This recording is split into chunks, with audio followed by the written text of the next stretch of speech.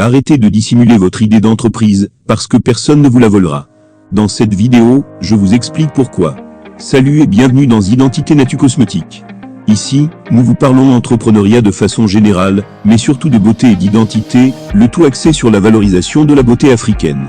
Si vous êtes nouveau, je vous invite sans plus tarder à vous abonner, afin de recevoir gratuitement nos prochaines vidéos.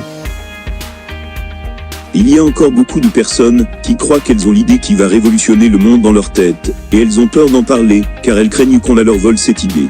Eh bien, il n'y a rien de plus erroné. Il est faux de s'imaginer que la réussite de votre projet dépend essentiellement de votre idée. Il faut bien plus qu'une simple idée pour réussir un projet. Il faut une bonne dose de confiance en soi, de l'audace et de la détermination. Et tout ceci se résume par une conscience identitaire. Dans la réussite d'un projet, il y a des éléments qui sont beaucoup plus importants que l'idée simplement. L'idée n'est qu'un rêve à la recherche de la bonne personne capable de l'enfanter ou de la manifester. D'ailleurs, on a l'habitude de dire qu'une bonne idée mal portée échouera et une idée bien portée réussira. En d'autres termes, c'est votre capacité à enfanter cette idée et à la faire grandir jusqu'à ce qu'elle ne porte des fruits qui comblent plus que l'idée en elle-même. Quand je parle de capacité ici, je fais allusion à votre capacité de communication. Comment communiquer sur cette idée-là? Vous devez penser au marketing.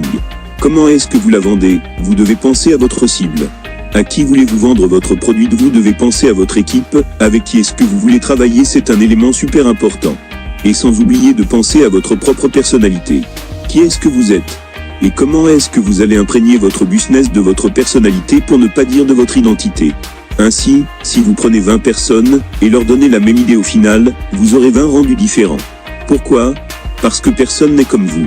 Personne n'a votre personnalité, vos expériences vécues et votre vision du monde. Vous êtes unique.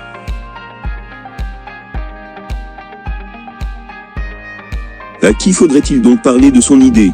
Le problème est que généralement, nous parlons de nos idées aux mauvaises personnes. Les bonnes personnes à qui nous devons parler de nos idées de projet sont de 3 catégories. Dans la prochaine vidéo, je vous parlerai de ces 3 catégories de personnes avec qui il faut absolument partager vos idées. Si cette vidéo vous a intéressé, je vous invite simplement à laisser votre avis sur le sujet en commentaire.